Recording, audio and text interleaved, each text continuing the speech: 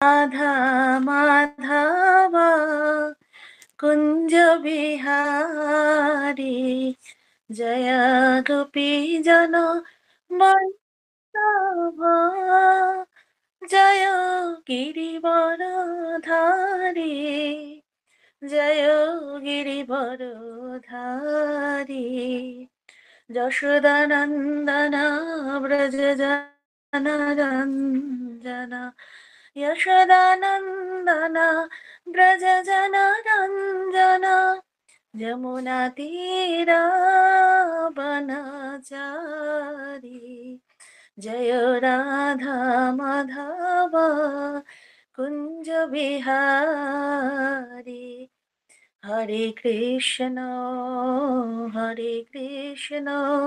कृष्ण कृष्ण हरे हरे हरे राम राम राम हरे हरे हरे कृष्ण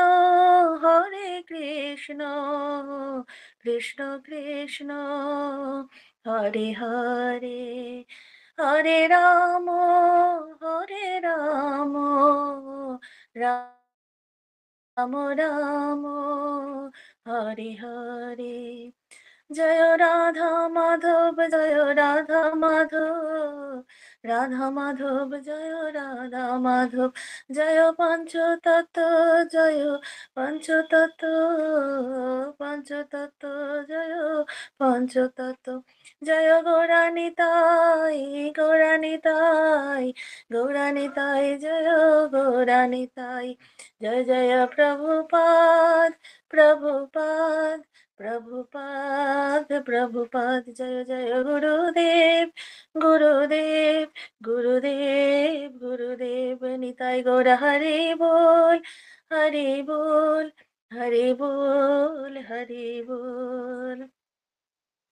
ॐ अज्ञानन्धस्य ज्ञानाञ्जनशलाकया चक्षुरुन्मीलितं येन तस्मै श्रीगुरुवे नमः श्रीचैतन्यमनःभीष्टं स्थापितं येन भूतले स्वयं रूपा कदा मह्यं ददाति स्वपदान्तिकं वन्देऽहं श्रीगुरु श्रीयुतपदकमलं श्रीगुरुं वैष्णवांश्च श्रीरूपं सग्रजातं सहगना रघुनाथ नितान्तं सजीवं साद्वैतं सावधूतं परिजनाः सहितं कृष्णचैतन्यदेवं श्रीराधाकृष्णपादान् सहगण ललिता श्रीविशाखान्वितांश्च नमो विष्णुपादाय कृष्णपृष्ठाय भूतले श्रीमते भक्तिवेदान्त स्वामिनेति नामिने नमस्ते सरस्वती देवे गौरवाणी प्रचारिणे निर्विशेष शून्यवादी पाश्चात्यदेशतारिणे वाञ्छाकल्पतरुभ्यश्च कृपा सिन्धुभ्यो एव च पतितानां पावनेभ्यो वैष्णवेभ्यो नमो नमः नमो महावदन्नाय कृष्णप्रेम प्रदायते कृष्णाय कृष्णचैतन्य नाम्ने गौरतिशे नमः नित्यानन्द नमस्तभ्यं प्रेमानन्द प्रदायिने कलौ कल्मषनाश जाह्नवापते नमः पञ्चतत्त्वात्मकं कृष्णां भक्तरूप स्वरूपकं भक्तावतारं भक्तख्यं नमामि भक्तशक्तिकं हे कृष्ण करुणा सिन्धु दीनबन्धो जगत्पते गोपेश गोपिका कान्त राधा कान्त नमस्तुते तप्त काञ्चन गौराङ्गी श्रीराधे वृन्दावनेश्वरि वृषभानुसुते देवी प्रणमामि हरिप्रिये नीलाचलो निवासाय नित्याय परमात्मने बलभद्र सुभद्राभ्यां जगन्नाथाय ते नमः वृन्दावै तुलसीदेवै प्रियाय केशवस्य च कृष्णभक्तिप्रदे देवी सत्यवतै नमो नमः जय श्री कृष्ण चैतन्य प्रभु नित्यानंद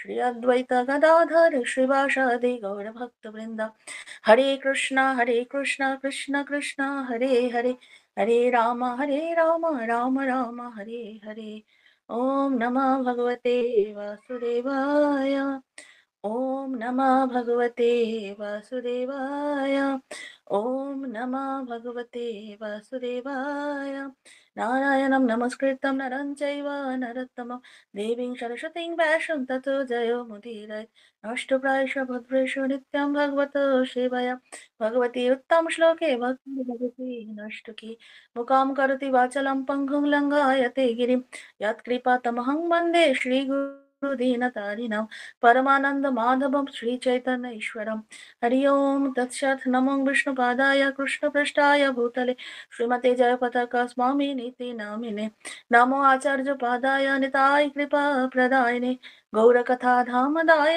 नगर ग्राम तारिणे হরে কৃষ্ণ সকল ভক্তবৃন্দকে জানাই আমার সশ্রদ্ধ প্রণাম। আজকে আমরা চৈতন্য মহাপ্রভুর আম, গৌর পূর্ণিমা উপলক্ষে গৌর পূর্ণিমা মহোৎসবে চৈতন্য মহাপ্রভুর লীলা আলোচনা করব। তো মহাপ্রভুর আহ আবির্ভাব নিয়ে কিছুটা বলছি।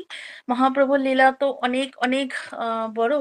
তো মহাপ্রভুর বিভিন্ন রকম জন্মলীলা আছে, তারপরে ধীরে ধীরে মহাপ্রভুর বাল্যলীলা, তারপরে মহাপ্রভুর বিবাহ লীলা, তারপরে ধীরে ধীরে পরে গিয়ে মহাপ্রভু সন্ন্যাস লীলা। তো এরকম নবদ্বীপ লীলা রয়েছে, তারপর নীলাচল লীলা রয়েছে। তো অতটা বলা তো সম্ভব না, তো কিছুটা চেষ্টা করছি।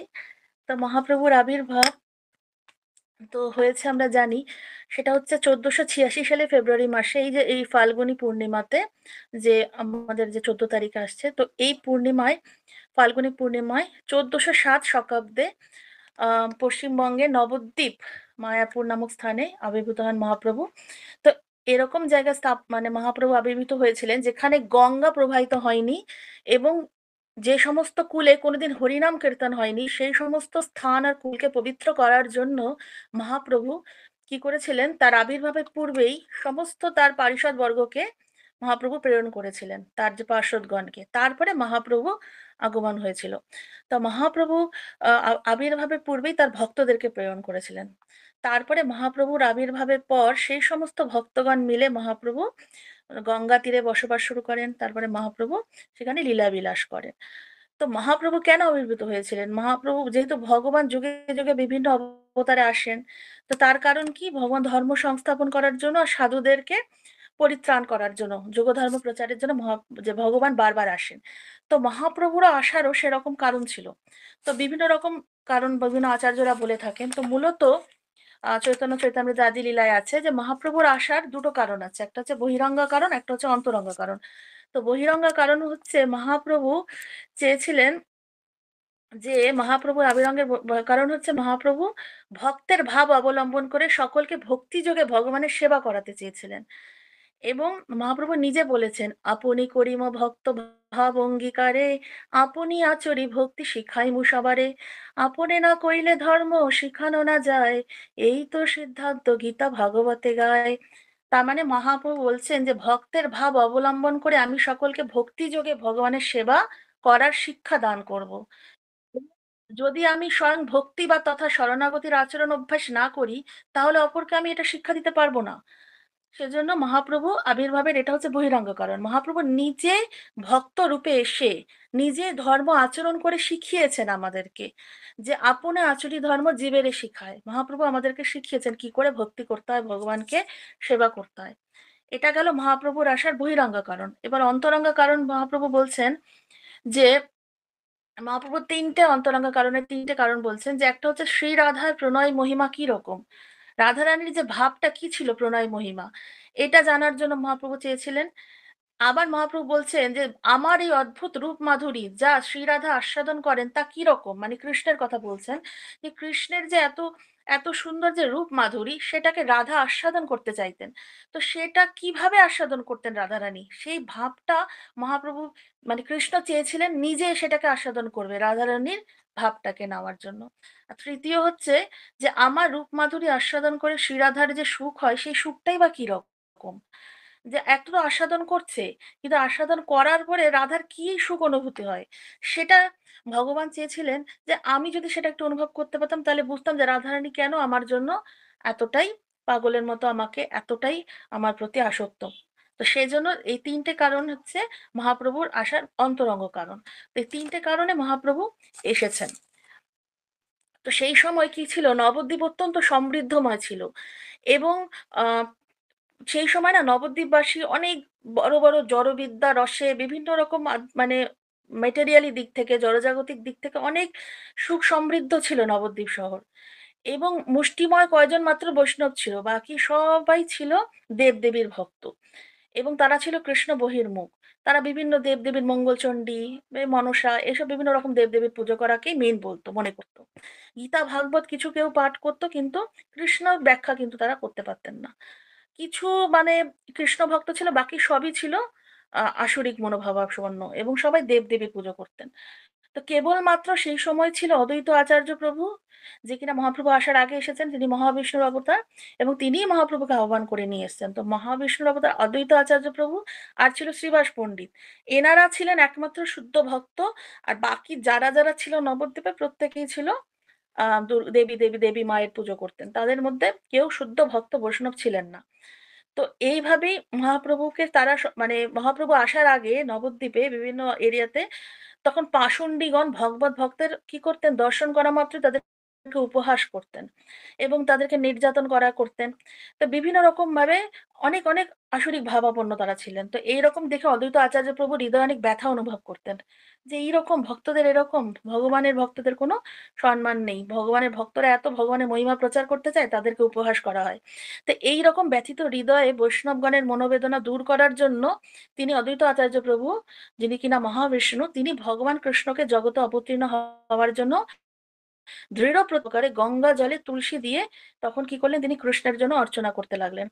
এবং গৌর হরি মানে আসার আগে, মহাপ্রভু আসার আগে উম, তিনি কি করলেন, এই 1395 শতাব্দে এই মাঘী শুক্ল ত্রয়োদশীতে বীরভূমের অন্তর্গত একচক্রা গ্রামে আগে নিত্যানন্দ প্রভুকে আবির্ভূত করলেন।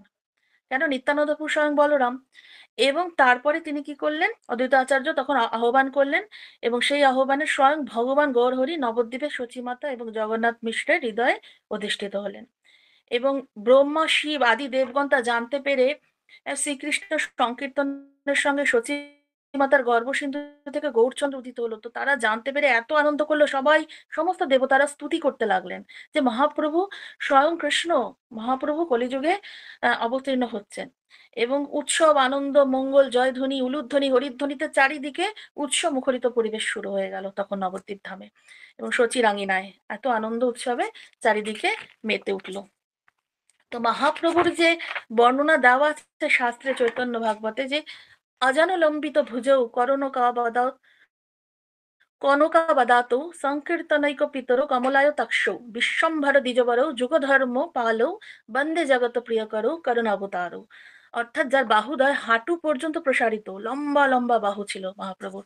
দেহ ছিল স্বর্ণাভ উজ্জ্বল জ্যোতি বিকিরণকারী, একদম সোনার মতো। চক্ষু ছিল পদ্মফুলের পাপড়ির মতো বিস্তৃত, লম্বা লম্বা টানা টানা চোখ।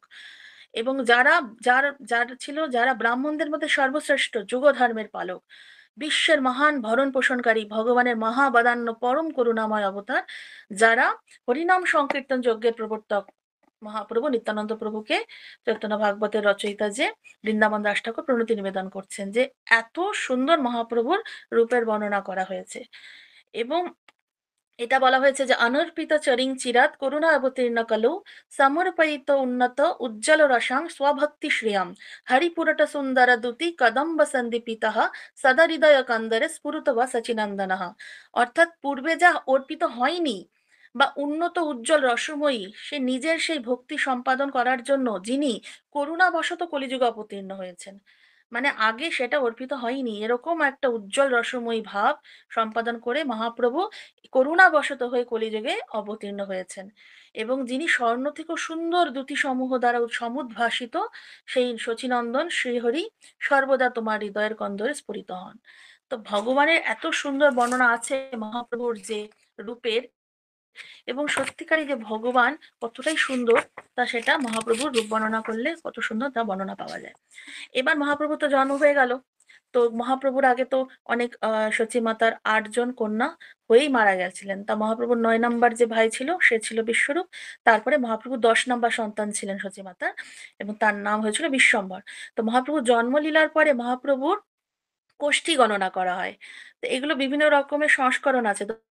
দশবিধ সংস্করণ আছে, তার মধ্যে আছে জন্মলীলার পরে কোষ্ঠী গণন হয়। তো কোষ্ঠী গণন হচ্ছে মহাপ্রভু আবির্ভাবের আগে চন্দ্রগ্রহণের ছলে হরি সংকীর্তন প্রচার করে এই জগতে আবির্ভূত হয়েছিলেন। প্রথমেই হরিনাম সহযোগেই মহাপ্রভু এসেছিলেন। তো যারা জন্মে কোনোদিন ভুলবশত হরিনাম করেননি নবদ্বীপে, তারাও সেদিন মহাপ্রভু যেদিন জন্মেছিলেন সেদিন সবাই উচ্চস্বরে হরিনাম করতে লাগলেন এবং গঙ্গা স্নান করলেন। চারিদিকে হরিধ্বনি উলুধ্বনি চারিদিকে হতে লাগলো। তো জগন্নাথ মিশ্রের গৃহে যখন পুত্র জন্মগ্রহণ করেছে জেনে প্রতিবেশীরা, আত্মীয় স্বজন বৃন্দ সবাই কি হলো, সচী মাতার গৃহে আসতে লাগলেন। এবং সচী মাতার যে পিতা ছিলেন নীলাম্বর চক্রবর্তী, তিনি একজন মহান জ্যোতির্বিদ ছিলেন এবং তিনি তখন জন্মলগ্ন দেখে বললেন যে এই বালক তো সর্বগুণে গুণান্বিত এবং বিদ্যা অর্জনে তিনি বৃহস্পতিকেও পরাজিত করতে পারে। তিনি তখন তার গণনা করলেন। তারপর আরেকজন ছিল বিপ্র, অনেক বড় একজন পণ্ডিত মহাজন ছিলেন, তিনিও মহাপ্রভুকে দর্শন করে বললেন যে এই শিশু সাক্ষাৎ নারায়ণ এবং এই শিশু ভাগবত ধর্মের স্থাপন প্রচার করার জন্য সর্বজগৎকে উদ্ধার করবে এবং শিব শুকাদির আকাঙ্ক্ষিত বস্তুকে প্রদান করবে। এত বড় কথা বললেন। তারপরে চারিদিকে তখন মহাপ্রভুকে দর্শন করতে সবাই আসছেন। ঠিক আছে, তো এবার কি হলো, একজন অনন্ত ব্রহ্মাণ্ড ব্যাপী একজন মহান পণ্ডিত এসেছিলেন। ঠিক আছে, তো সে এসে মহাপ্রভুকে দেখে তিনি বললেন যে বললেন যে তিনি বিপ্রবর মহাপ্রভুর দিব্য কোষ্ঠী তৈরি করলেন তিনি। এবং পরবর্তীতে কিন্তু তিনি জানতে পারলেন, মানে কোষ্ঠীতে উনি দেখলেন যে মহাপ্রভু পরবর্তীতে সন্ন্যাস গ্রহণ করতে পারে। তো এইরকম লক্ষণ দেখে সেটা কিন্তু তিনি সচিমাতাকে আর জগন্নাথ মিশ্রকে বললেন না, কারণ এটা শুভ দিনে এসছেন, সবে মাত্র শিশুটা জন্মেছে। তো সেজন্য তিনি তাদের কাছে গোপন রাখলেন যে মহাপ্রভু যে সন্ন্যাস গ্রহণ করতে পারেন ভবিষ্যতে। তো এটা শুনলে দুঃখও পাবেন বলে আর সেটা বলেননি। তো এই রকম ভাবে সবাই মহাপ্রভুকে ধান দুব্বা দিয়ে, দেবতারা বিভিন্ন স্বর্গ থেকে সবাই, দেবমাতাগণ, সাধারণ মানব স্ত্রী রূপ নিয়ে এসেছিলেন দেবতারা সবাই, এসে এসে মহাপ্রভুকে দর্শন করলেন, মহাপ্রভুকে দুব্বা দিয়ে, ধান দুব্বা দিয়ে চির আয়ু করে সবাই আশীর্বাদ করে চলে গেলেন।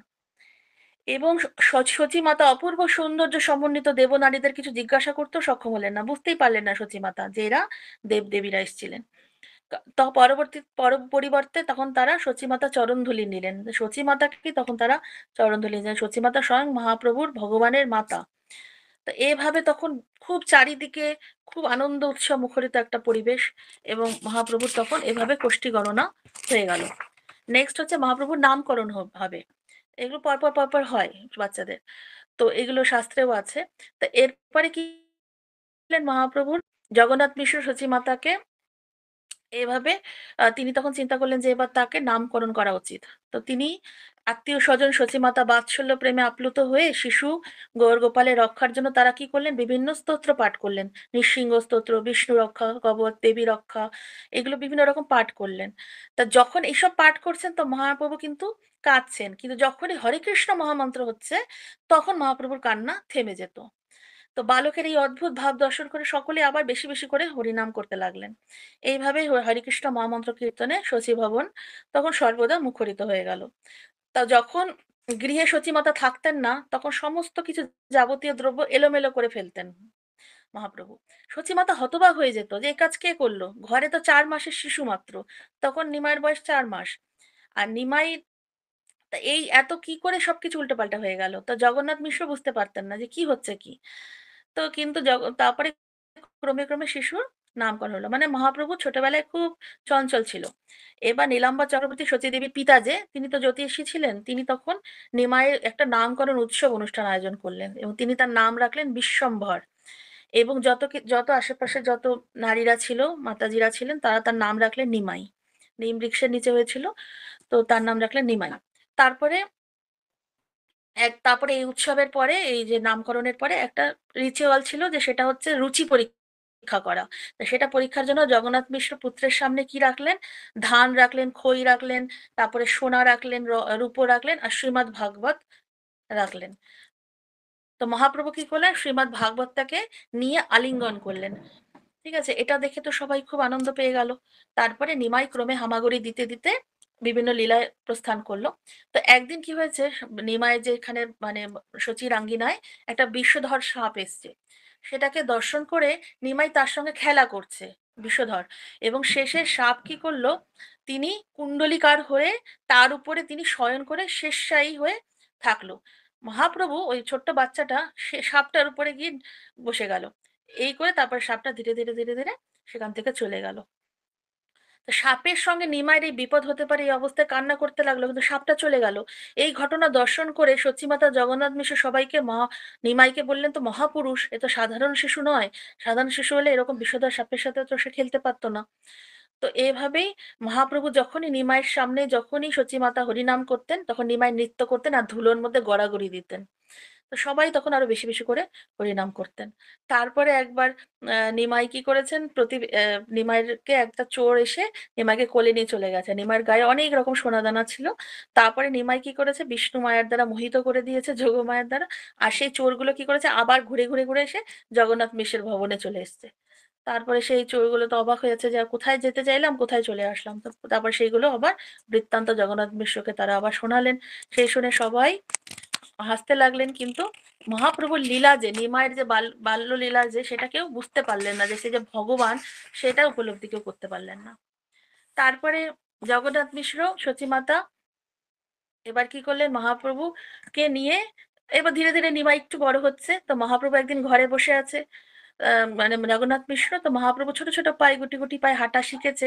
তো এরকম সময় পিতা বললেন জগন্নাথ মিশ্র যে তুমি একটু গিয়ে ঘর থেকে একটা গ্রন্থ নিয়ে আসো। তো নিমাই তখন সাথে সাথে গ্রন্থ টানতে রুমে গেলেন। যখন যাচ্ছেন তো চারিদিকে নূপুরের আওয়াজ আসছে। সচিমাতা চারিদিকে খুঁজছে কোথা থেকে আওয়াজ আসছে, আমি তো নিমাইকে পায়ে নূপুর পরাইনি। তো চারিদিকে দেখতে লাগলেন, কোথাও আওয়াজ পেলেন না। তারপরে শিশু নিমাই যখন এসে বাবাকে হাতে গ্রন্থ দিয়ে দিলেন, তারপরে যখন সচিমাতা ঘরে গিয়ে দেখছেন যে সেই যেখান যেখানে নিমাই পদচিহ্ন ছিল সেখানে শঙ্খচক্র গদা পদ্ম চিহ্নযুক্ত চরণ চিহ্ন দেখতে পেলেন। এবং সচিমাতা অবাক হয়ে গেলেন। কিন্তু এই যে মহাপ্রভুর লীলাগুলো, যেরকম যশোদা মা ও কৃষ্ণের লীলাগুলোকে সেরকম ভাবে উপলব্ধি করতে পারিনি, সেরকম সচিমাতাও এত বাৎসল্য প্রেমে মহাপ্রভু তাকে সেভাবে বুঝতে দেয়নি যে সে ভগবান। সে ভগবান হলে সেই রকম মাতৃপ্রেমটা যেটা, মায়ের যে রসটা, যেটা শিশুর সাথে মায়ের যে বাৎসল্য রসটা, সেটাকে আস্বাদন করার জন্য সেটাকে বুঝতে দেয়নি। যে সচিমাতা সেভাবে ভগবান রূপে সে বুঝতে পারেননি। এরপরে মহাপ্রভুর কি হলো, বিদ্যা শুরু হবে বলে হাতে খড়ি শুরু হলো। তার আগে কর্ণবোধ চূড়াকরণ সংস্করণ হয়। তো নিমাই কোনো কিছু একবার দেখলেই সাথে সাথে যে কোনো অক্ষর লিখে দিতে পারতেন। 2-3 দিনের মধ্যে সমস্ত কিছু লেখা পড়া সবকিছু তিনি সবকিছু করতে পারতেন, শিখে গেলেন। এবং লিখতে পড়তে নিরন্তর তিনি লিখতে পারতেন, এত ইন্টেলিজেন্ট ছিলেন, অনেক অনেক বুদ্ধিমত্তা সম্পন্ন স্বয়ং ভগবান। তো নিমাই যখন যা চাইতেন তা না দিলে আবার কান্না শুরু করে দিত। তো কখনো কখনো আকাশের চাঁদ চাইতেন, কখনো উড়ন্ত পাখি। ঠিক আছে, তারপরে একমাত্র হরিনাম কীর্তনের দ্বারা নিমাইয়ের কান্না বন্ধ হতো, আর না হলেই যা কিছু চাইবে না দিলেই কান্নাকাটি শুরু করে দিত। তো এরকম ভাবে একদিন তখন তাকে তাকে কান্না করার কি কারণ জিজ্ঞাসা করা হলে জানা গেল যে নবদ্বীপে জগদীশ আর হিরণ্য পণ্ডিতের বাড়িতে একাদশী তিথি উপলক্ষে শ্রী বিষ্ণুর উদ্দেশ্যে বিবিধ নৈবেদ্য রান্না করা হচ্ছে। সেগুলি সে ভোজন করতে চায়। একদিন খুব কাঁদছে, কি কারণ, বলছে যে ওই জগদীশ পণ্ডিত আর হিরণ্য পণ্ডিতের বাড়িতে একাদশী তিথি তো অনেক ভগবানের উদ্দেশ্যে অনেক ভোগ রান্না হয়েছে, সেজন্য সেগুলো খেতে চায় প্রসাদ। সেজন্য সে কাঁদছে। তখন নিমাইকে নিয়ে তাদের বাড়িতে নিয়ে যাওয়া হলো।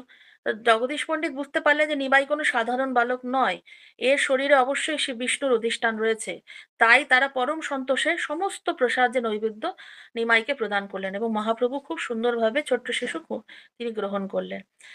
আর ছোটবেলায় নিমাই এতই চঞ্চল ছিলেন যে তার এই চঞ্চলতার শিকার ছোট্ট শিশু থেকে বৃদ্ধ অবধি, যেরকম কৃষ্ণ সবাইকে, ব্রজবাসীদেরকে সবার সাথে লীলা বিলাস করতেন, সবাইকে পরেশান করতেন, তো সেরকম নিমাইও তাই করতেন পুরো নবদ্বীপে সবাইকে। বয়স্ক ব্যক্তিদের পরিহাস করতেন।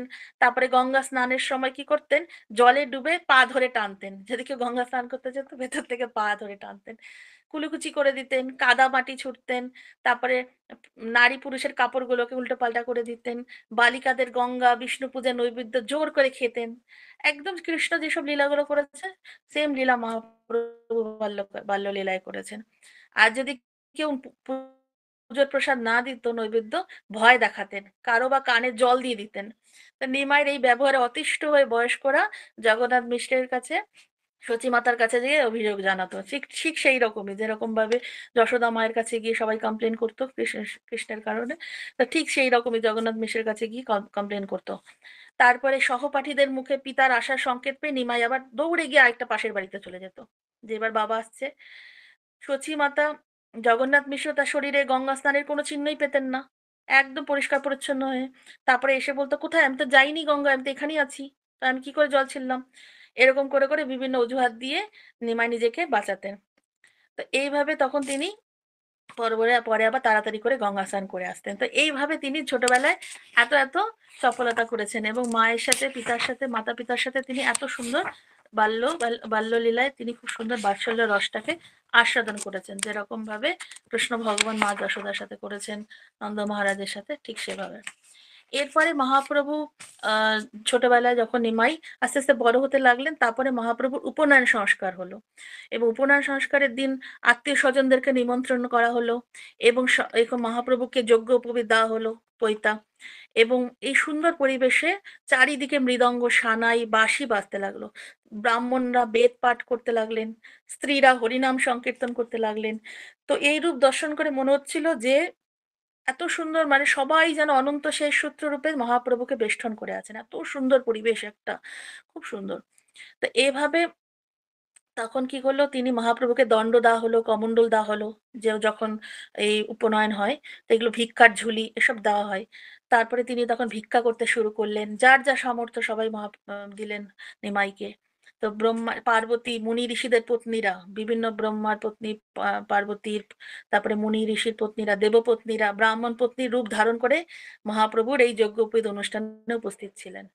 সমস্ত দেবতাদের পত্নীরা এসেছিলেন, এবং তারা রূপ চেঞ্জ করে এসেছিলেন। মহাপ্রভুর এই ব্রাহ্মণ রূপ দর্শন করে সকলেই খুব আনন্দিত হলেন, এবং তারপরে মহাপ্রভু এবার ধীরে ধীরে তিনি চরণাশ্রয় পাবেন গুরুর কাছ থেকে। তো সেই মহাপ্রভুর গুরু ছিল গঙ্গাদাস পণ্ডিত, যেটা কিনা গঙ্গানগর আছে, মায়াপুরে গঙ্গানগর। সেখানে মহাপ্রভু, অনেক টোল ছিল, বিভিন্ন টোল ছিল, মানে বিভিন্ন টিচাররা ছিলেন, তাদের স্কুল ছিল। তো মহাপ্রভুর যে টিচার ছিলেন গঙ্গাদাস, যিনি কিনা কৃষ্ণলীলাই হচ্ছে সন্দীপনী মুনি, এবং তিনি মহাপ্রভুর খুব, মহাপ্রভু এত বুদ্ধিমান ছিল, এত এত ইন্টেলিজেন্ট, তো মহাপ্রভু খুব কম সময়ে এত বেশি শিক্ষা অর্জন করে ফেলেছিলেন যে খুব তাড়াতাড়ি উনি গঙ্গাদাস পণ্ডিতের প্রিয় শিষ্য হয়ে গেছিলেন। এবং সেই সময় সারা জগতের লক্ষ লক্ষ লোক নবদ্বীপে তখন তারা পড়তে আসতেন। নবদ্বীপ ছিলেন বিদ্যা শিক্ষার একটা বেস্ট প্লেস শিক্ষার জন্য। এবং মহাপ্রভু যখন গঙ্গা স্নান করতে যেতেন, তখন তার যারা ফ্রেন্ড ছিল, সহপাঠীরা, তাদেরকে তিনি প্রশ্ন করতেন, ন্যায়ের বিভিন্ন রকম প্রশ্ন করতেন, এবং তর্কে কেউ জিততে পারতেন না মহাপ্রভুর সাথে। এবং প্রত্যেককে তিনি, মহাপ্রভু বলতেন, কাদা ছিটাতেন, আর বলতেন এরকম ভাবে বিভিন্ন রকম প্রশ্ন করে তাদেরকে হারাতে চাইতেন, বলতেন বলো বলো, উত্তর দাও উত্তর দাও, আর কেউ পারতো না মহাপ্রভুর প্রশ্নের উত্তর দিতে। তারপরে মহাপ্রভু আবার অহংকার করে বলতেন, কার কি জিজ্ঞাসা আছে তাকে জিজ্ঞাসা করুক। হ্যাঁ, তারা কিছু জিজ্ঞাসা করলে তিনি সেটাকে খণ্ডন করবেন, স্থাপন করবেন নতুন করে, পুনরায় আবার বলবেন, এরকম বলতেন। তো কেউ আর মহাপ্রভুর সামনে সেই রিস্ক নিত না, যে মহাপ্রভুর সামনে, নিমাইয়ের সামনে কিছু বলা মানে সে হেরেই যেতে হবে, কিছুই পারবো না আমরা। তো এইরকম বিদ্যারস তিনি আস্বাদন করেছিলেন, খুব সুন্দর তারপরে জগন্নাথ মিশ্র যখন দেখলেন যে পুত্রের অগাধ পাণ্ডিত্য দেখে তিনি খুব সুখী হলেন, এবং পুত্রের নিকট তিনি ভগবানের কাছে তিনি প্রার্থনা করলেন পুত্রের জন্য।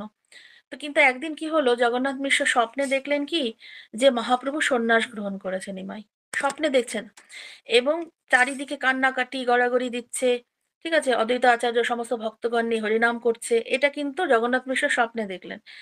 এবং সবাই জয়ধ্বনি দিচ্ছে, জয় সচিনন্দন, জয় সচিনন্দন, ব্রহ্মা, শিব, অনন্ত শেষ, সবাই জয়ধ্বনি, এগুলো কিন্তু স্বপ্নে দেখছেন।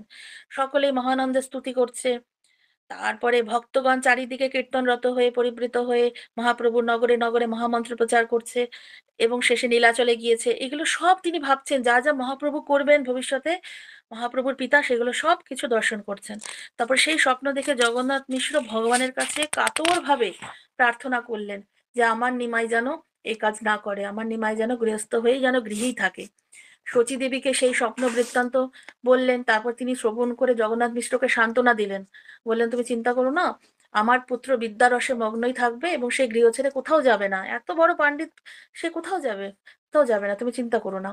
তবে এইভাবে চিন্তা করতে করতে লাস্টে জগন্নাথ মিশ্র নিত্যলীলায় প্রবিষ্ট হলেন, দেহ রাখলেন। এবং মহাপ্রভু পিতৃবিয়োগের সময় খুব অনেক অনেক কষ্ট পেয়েছিল, কান্না করেছিল এবং সচিমাতাকে সান্ত্বনা দিয়েছিলেন। তারপরে মহাপ্রভুর উপরে সমস্ত সংসারের ভার চলে আসে এবং তিনি তখন বিদ্যা চর্চায় মগ্ন ছিলেন। খুব সুন্দরভাবে তিনি অধ্যয়ন করছিলেন। আর সমস্ত কিছু সংসারের ব্যয়ভার সমস্ত মাতা সতীকে তিনি সমস্ত কিছু তিনি পরিচালনা করতেন এবং এবং বিভিন্নভাবে কৃষ্ণ কেন্দ্রিক জীবনযাপন সচী মাতার সাথে তিনি তখন মহাপ্রভু সেসব করছিলেন, যে একটা গৃহস্থ ভক্তি করে কিভাবে আচরণ করবে, কৃষ্ণ ভক্তি করা এবং গৃহস্থ ধর্ম পালন করা, মাতাকে দেখা, সবকিছু মহাপ্রভু সুন্দরভাবে সেটা পরিচালনা করছিলেন। তারপরে কি হলো, তারপরে মহাপ্রভু আহ এরপরে মহাপ্রভুর বিবাহ দেওয়া হলো। তো বিবাহ বিভিন্নভাবে মহাপ্রভুর বয়স 16 বছর যখন হলো, তখন মহাপ্রভু গঙ্গাদাস পণ্ডিতের টোলে তখন তিনি শিক্ষা নেওয়া হচ্ছিল, শিক্ষা নেওয়া শেষ হলো। সেখানে অনেক অনেক পণ্ডিতের টোলে তখন বিভিন্ন শিষ্যগণ আসতেন বিভিন্ন রকম। তো সেখানে আহ, তার মদন মোহন রূপ, কপালে উজ্জ্বল তিলক, মহাপ্রভুর এত সুন্দর রূপ দেখে সবাই পাগল হয়ে যেতেন। তো দেবগুরু বৃহস্পতির পাণ্ডিত্য তার কাছে পরাজিত হয়ে যেত মহাপ্রভুর এত সুন্দর রূপ দেখে। তো মহাপ্রভু কি হলো, একদিন প্রতিদিন সেই সভায় বসে গর্বের সঙ্গে হুঙ্কার দিতেন, নবদ্বীপে কার ক্ষমতা আছে যে তার ব্যাখ্যাকে খণ্ডন করবে। তখন সবাইকে বলতেন, তো নবদ্বীপে এরকম কেউ ছিলই না যে তার কাছে হেরে যাওয়ার মতো। তো কেউ আর ভয়ে মহাপ্রভুর কাছে আসতেন না। তো মহাপ্রভু সর্বদাই ঠাট্টা বিদ্রুপ করতেন। তো এইভাবে মুরারি গুপ্ত ছিল একজন। তো মুরারি গুপ্ত মহাপ্রভুর কাছে আসতেন না, ভয়ে ভয় পেতেন। যে তখন বলতেন, মহাপ্রভুর অহংকারের প্রতিবাদ করে বলতেন, হে পণ্ডিত, তোমার এত অহংকার কেন? মুরারি গুপ্ত বলতেন। এবং দেখো, চৈতন্য মহাপ্রভু তখন বলতেন যে, দেখো তোমার আজকের পড়াটা ব্যাখ্যা করো, কি কি পড়েছো এবার ব্যাখ্যা করো। তো তারা তো পারতেন না। তো এভাবে এভাবে তিনি হাস্যরস মানে মানে মহাপ্রভু সমস্ত যার সহপাঠীদের সাথে বা বিভিন্ন টোলের শিক্ষার্থীদের সাথে এরকম ভাবে তিনি লীলা বিলাস করতেন। এরপরে কি হলো, সচিমাতা পুত্রের যৌবন দর্শন করে বিবাহের জন্য চিন্তা হতে লাগলো। তারপরে সচিমাতা কি করলেন, তার একবার নবদ্বীপে বল্লভ ভট্টাচার্য ছিলেন, তার কন্যা ছিল লক্ষ্মীপ্রিয়া। তার সাথে তিনি মহাপ্রভুকে বিয়ের জন্য তিনি তখন তাকে ঠিক করলেন। তো মহাপ্রভু ইচ্ছায়, এক ব্রাহ্মণ ঘটক ছিল বনমালী, তিনি তখন এসে সেই সমস্ত সচিমাতাকে জিজ্ঞেস করলেন এবং তার সাথে বনমালী বিপ্রের সাথে সচিমাতার কথাবার্তা হলো। এবং পরদিন শুভক্ষণে বিবাহের বন্দোবস্ত করা হলো লক্ষ্মীপ্রিয়ার সাথে মহাপ্রভুর। এই বনমালী ঘটকই সব ব্যবস্থা করলেন এবং শুভদিনে হলো বিবাহ। এবং দেবতাগণ, বধূগণ মনুষ্যরূপ ধারণ করে সবাই এসেছিল বিবাহ বিবাহ অনুষ্ঠানে মহাপ্রভুর। এবং মহাপ্রভু গঙ্গা স্নান সেরে যথাযথ পিতৃগণের তর্পণ করলেন, অর্পণ করলেন। সচিমাতা সমস্ত প্রতিবতা নারীদেরকে খই, কলা, সিঁদুর, তাম্বুল সমস্ত কিছু দিলেন, যা যা রিচুয়ালস আছে একটা বৈদিক বিয়ের, দিয়ে সবকিছু দিয়ে সন্তুষ্ট করলেন। তারপরে মহাপ্রভু গোধূলি লগ্নে আত্মীয় স্বজনদেরকে নিয়ে বল্লভ ভবনে উপস্থিত হলেন এবং বল্লভ ভট্টাচার্য ছিল মহাপ্রভু শ্বশুর। এবং তিনি যথাযথভাবে মহাপ্রভুকে বরণ করলেন এবং বিবাহ মণ্ডপে নিয়ে বসালেন এবং বিবিধ অলঙ্কারে ভূষিত করে তিনি বাম পাশে বসিয়ে কন্যা সম্প্রদান করলেন। এবং মহাপ্রভুর সাথে সেই রাতে মহাপ্রভু সেখানে কাটিয়ে পরের দিন আবার নিজের বাড়ি, যেরকম ভাবে বিয়ের পরের দিন নতুন বউকে নিয়ে মহাপ্রভু আবার সচিমাতার গৃহে ফিরে এলেন। এবার পরের দিন সচিমাতা আবার তার পুত্রবধূকে বরণ করে নিলেন এবং খুব সুন্দরভাবে পদ্মগন্ধ শরীরে দিয়ে, যেরকম যেরকম রিচুয়ালস আছে শাস্ত্রে আছে সেরকম করে মহাপ্রভু এবং সচিমাতা সেভাবেই মহাপ্রভুর বিবাহ অনুষ্ঠানে সমস্ত কিছু খুব সুন্দরভাবে পালন করেছিলেন। এভাবে মহাপ্রভুর সাথে লক্ষ্মীপ্রিয়ার বিয়ে হলো। এরপরে নিমাই পণ্ডিত কি করলেন, ঈশ্বরপুরীর সাথে মহাপ্রভুর মিলন। এরপরে যখন মহাপ্রভু বিদ্যা নিমাই যখন পণ্ডিত বিদ্যাবিলাস সঙ্গে হাজার হাজার ছাত্রকে নবদ্বীপে, তখন মহাপ্রভু তখন সবাইকে পরাজিত করছেন, তিনি এত মহান পণ্ডিত হয়ে গেলেন। খালি গঙ্গাদাস পণ্ডিত ব্যতীত অন্য কারো পক্ষে সম্ভব ছিল না যে মহাপ্রভুর ব্যাখ্যাকে ভুল প্রমাণিত করা, টিচার ছাড়া। এবং তাকে দর্শন করে পাষণ্ডীরা অব্দি যম দর্শনের ভয় পেত মহাপ্রভুর রূপ দর্শন করে। এবং বলছে যে বৈষ্ণব জগতে কৃষ্ণ বহির্মুখতা দূর করার জন্য ভগবানের এই অবতারের জন্য অপেক্ষা করছিলেন, যে এত বৈষ্ণব বিমুখ কেন হবে। নবদ্বীপে একমাত্র বৈষ্ণব ছিলই না, অদ্বৈত আচার্য শ্রীবাস পণ্ডিত তার কিছু ভক্ত ছাড়া, শুদ্ধ ভক্ত ছাড়া আর বৈষ্ণবই ছিল না নবদ্বীপ ধামে। সেই জন্য যেখান দিয়ে গঙ্গা অব্দি প্রবাহিত হতো না, যেখানে হরিনাম হতো না, সেই সব স্থানকে মহাপ্রভু, সেই সব স্থানগুলোকে ঠিক যথার্থ জায়গা স্থানগুলোকে ইয়ে করার জন্য মহাপ্রভুর এই জগতে মানবদ্বীপ ধামে আগমন। এবং কৃষ্ণ বহির্মুখতা দূর করার জন্য, কি করে কেন কৃষ্ণ বহির্মুখ থাকবে, তো সেই কারণে তিনি এই জগতে এলেন। তো সকল বৈষ্ণবগণ বিকাল থেকে অদ্বৈত আচার্যের ভবনে ভাগবত সবাই মিলিত হলো, এবং সবাই মুকুন্দ গান গাইলেন। বাসুদেব দত্ত আহ, এরকম মুকুন্দ গান গাইছেন, নৃত্য করছেন, এরকম সকলেই খুব আলোচনা চলছে, আনন্দ উপভোগ করছেন এগুলো মহাপ্রভু। তো মহাপ্রভু মুকুন্দের প্রতি অত্যন্ত সন্তুষ্ট ছিলেন, খুব সুন্দর কীর্তন করতেন। তিনি বৈষ্ণবদের গান শুনে আনন্দ প্রদান করতেন মুকুন্দ। এবং বৈষ্ণবদের কৃষ্ণ কথা ছেড়ে তিনি অন্য কথা একদম পছন্দ করতেন না, সব সময় কৃষ্ণ কথা আলোচনা হতো। এবং রাস্তায় একদিন মুকুন্দ মহাপ্রভুকে দর্শন করে অন্য পথে পালাচ্ছিলেন, তখন তাকে দর্শন করে তার ভৃত্য গোবিন্দকে বললেন, আমি একদিন এমন বৈষ্ণব হব যে আমাকে দর্শন করার জন্য শিব ব্রহ্মাও আসবে। মুকুন্দ রাস্তায় মহাপ্রভুকে দর্শন করে অন্য পথে পালালেন, কিন্তু পরে তখন বলছেন, তার ভৃত্য গোবিন্দকে বলছেন যে আমি একদিন এমন বৈষ্ণব হব যে আমাকে দর্শন করার জন্য শিব ব্রহ্মা অব্দি আসবে। যতক্ষণ তিনি নিজেকে প্রকাশ না করছেন ততক্ষণ তাকে জানা কারো পক্ষে সম্ভব না। তা নদীয়ার বিষয়ী লোকেরা বৈষ্ণবদের কীর্তন শুনলেই বিদ্রুপ পরিহাস করতেন নবদ্বীপবাসী। এবং এই জন্য বৈষ্ণবরা অদ্বৈত আচার্যের নিকটে তখন তার দুঃখের কথা জানালেন, এভাবে যেটা প্রথমে বললাম আমি। তো এইভাবে মতো অবস্থায় কি হলো, শ্রী আচার্য ঠাকুর, যে অদ্বৈত আচার্য ঠাকুর, তিনি তখন বললেন যে তিনি কোনো এক মহান ভাগবত সন্ন্যাসী হবেন। সেই সময় মুকুন্দ একটি কৃষ্ণলীলা বিষয় কীর্তন শুরু করলেন। তা শ্রবণ করে ঈশ্বর পরিপাদ স্থির থাকতে পারলেন না কীর্তন শুনে, এবং তার শরীরে তখন কৃষ্ণ প্রেমের অষ্টসাত্ত্বিক বিকার হলো। তো প্রকৃত পরিচয় পেয়ে গেল মহাপ্রভুর। তারপরে একদিন মহাপ্রভু কি করলেন, গৌরসুন্দর ছাত্র পড়িয়ে টোল থেকে গৃহে ফিরছেন। মহাপ্রভু তখন ছাত্রদেরকে পড়িয়ে যখন ফিরছেন, তো দৈব যোগে ঈশ্বর পরিপাদের সঙ্গে তার সাক্ষাৎ হলো। হঠাৎ দৈববাণী হলো, তখন তার সাক্ষাৎ হলো। মহাপ্রভু যিনি জগতের গুরু, তিনি তার নিজ ভৃত্যকে দর্শন করে প্রণাম করলেন। এইভাবেই ভক্ত মর্যাদা তিনি প্রদর্শন করলেন, যে তিনি তিনি হতে পারেন ভগবান, কিন্তু তিনি এখানে যেহেতু ঈশ্বর পরিপাদ ছিলেন, তার গুরু হিসেবে তাকে দেখছেন, তো সেই হিসেবে তিনি তাকে ভক্ত মর্যাদা করলেন, তাকে প্রণাম করলেন। ঈশ্বর পরিপাদ মহাপ্রভুর অপরূপ সৌন্দর্যে মোহিত হয়ে অধ্যাপনার বিষয়ে জানতে জিজ্ঞেস করলেন, তার কি নাম জিজ্ঞেস করলেন। মহাপ্রভু যথাযথ উত্তর প্রদান করলেন। তারপরে তার গৃহে থেকে ভিক্ষা করার জন্য ঈশ্বর পরিপাদের চরণে নিবেদন করলেন। ঈশ্বর পরিপাদ রাজি হলেন এবং মহাপ্রভু তার সঙ্গে গিয়ে গৃহে নিয়ে গেলেন। সচিমাতা বিষ্ণুর প্রসাদ ঈশ্বর পরিপাদকে ভোজন করালেন। সচিমাতার গৃহে নিয়ে এলো ঈশ্বর পরিপাদকে, এবং তিনি সচিমাতা প্রসাদ গ্রহণ করালেন। তারপরে ঈশ্বরপুরী মহাপ্রভুর সঙ্গে কৃষ্ণ কথা বিষয়ে আলোচনা করলেন, এবং মহা আনন্দে তারা বিভোর হয়ে গেলেন। এইভাবেই নবদ্বীপে গোপীনাথ আচার্যের গৃহে ঈশ্বর পরিপাদ কয়েক মাস অতিবাহিত করলেন। এবং এইভাবে থাকার পরে তার কাছে সবাই কৃষ্ণ কথা শ্রবণ করতে আসতেন। এবং গদাধর পণ্ডিতের বৈরাগ্য দর্শন করে ঈশ্বর পরিপাদ তার নিজের রচিত কৃষ্ণ লীলামৃত তাকে পড়তে বললেন। মহাপ্রভু টোল থেকে গৃহে ফেরার পথে প্রতিদিন ঈশ্বর পরিপাদের শ্রীচরণ দর্শন করতেন, যেখানে তিনি থাকতেন। গোপীনাথ আচার্যের গৃহে মহাপ্রভু যখন ফিরতেন প্রতিদিন টোল থেকে, তখন একবার গিয়ে দর্শন করে আসতেন। এবং ঈশ্বর পরিপাদ মহাপ্রভুকে অনুরোধ করলেন যে তার কৃষ্ণ লীলামৃত গ্রন্থের ভুল সংশোধন করার জন্য। যিনি যে গ্রন্থটা লিখেছিলেন সেটাকে মহাপ্রভুকে দিলেন, তুমি এটা ভুল সংশোধন করো। এবং এই কথা শ্রবণ করে মহাপ্রভু জড় পাণ্ডিত্যকে ধিক্কার দিয়ে অমৃতময় বাক্যে বললেন, এই গ্রন্থখানি শ্রী ঈশ্বর পরিবাদের মতো শুদ্ধ ভক্তের রচিত, তাতে আবার কৃষ্ণ কথা। বললেন এটা একটা শুদ্ধ ভক্ত লিখেছেন, তার মধ্যে আবার কিসের কৃষ্ণ কথা? এতে তো দোষ দর্শন যে করবে সে অবশ্যই অপরাধী।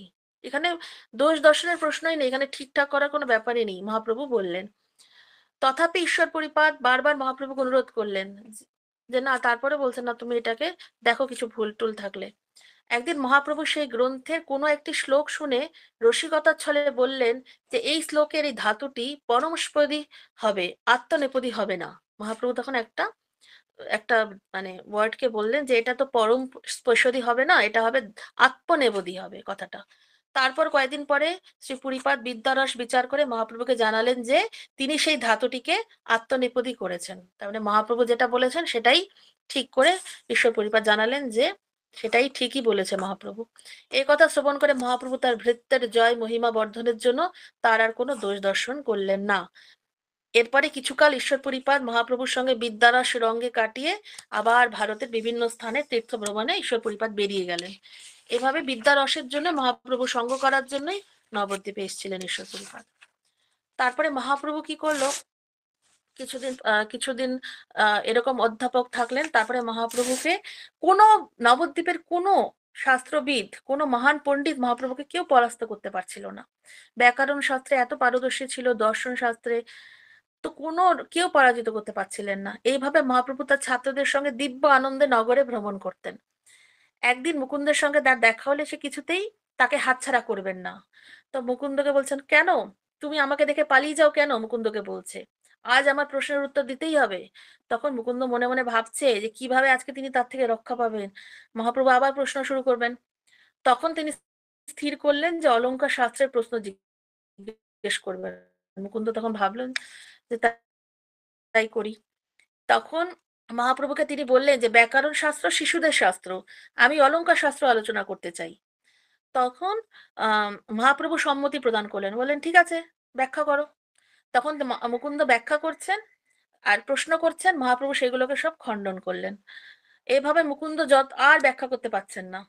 তখন মহাপ্রভু তাকে ছেড়ে দিয়ে বললেন, ঠিক আছে যাও, আজকে বাড়িতে গিয়ে ভালোভাবে আরো ভালো করে গ্রন্থগুলো পড়ো, দেখো, কালকে আবার জিজ্ঞেস করবো। এইভাবে মুকুন্দ শ্রীচরণে ধুলি মস্তকে ধারণ করে দৌড়ে দৌড়ে চলে গেলেন, ফিরে গেলেন। আর চিন্তা করলেন, বাবা এমন পাণ্ডিত্য কি মানুষের পক্ষে সম্ভব? মহাপ্রভুকে হারানো এটা কম কথা। যদি নিমাই পণ্ডিত কৃষ্ণ ভক্ত হন তাহলে তিল মাত্র সময় তার সঙ্গ ছাড়া যাবে না।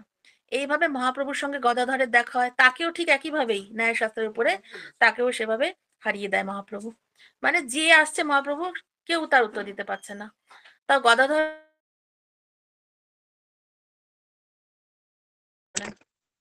তারপরে কৃষ্ণের কাছে সবাই, কৃষ্ণ ভক্তগণ শ্রীকৃষ্ণের কাছে প্রার্থনা করলেন যে নিমাইয়ের কৃষ্ণে মতি হোক। নিমাই এসব কি করছে, সবাইকে এরকম হারাচ্ছে, নিমাইয়ের কৃষ্ণের মতি হোক। কোন বৈষ্ণব মহাপ্রভুকে বলতেন, ওহে পণ্ডিত, তুমি কৃষ্ণ ভক্তি জানিবারে, যে যদি নাহিল তবে বিদ্যা কি করে, এরকম করে সবাই বোঝাতে লাগলো, তুমি কৃষ্ণ ভক্তি করো। তারপরে এভাবে তখন তার মধ্যে কৃষ্ণ প্রেমের সাত্ত্বিক বিকার প্রকাশ করলেন। এবং বুদ্ধিমন্ত খান আদি যারা ছিলেন তারা মস্তকে বিষ্ণু তেল নারায়ণ তেল দিতে লাগলেন মহাপ্রভুর মাথায়। তা একদিন নগর ভ্রমণ করতে করতে মহাপ্রভু তন্তু বায়ের গৃহে উঠলেন, তার কাছে প্রয়োজনীয় বস্তু গ্রহণ করে তাকে কৃপা করলেন এবং তারপর গোপেদের গৃহে গিয়ে দই আনতে বললেন। যারা যে ঘোষ ঘোষ ছিল, গোপবাল, তাদের গৃহে গিয়ে বললেন যাও দই নিয়ে আসো। এবং গোপেরা মামা মামা বলে তাকে তাকে সব প্রদান করতেন।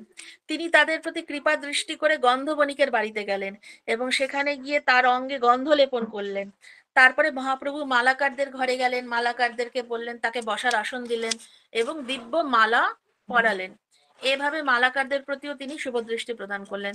তারপরে তাম্বুলির ঘরে গেলেন, সেখানে বললেন তাম্বুল প্রদান করতে, তাদেরকে কৃপা করলেন। তারপরে শঙ্খ বণিকের গৃহে গেলেন, শঙ্খ বণিকরা তাদেরকে দিব্য শঙ্খ প্রদান করলেন মহাপ্রভুকে।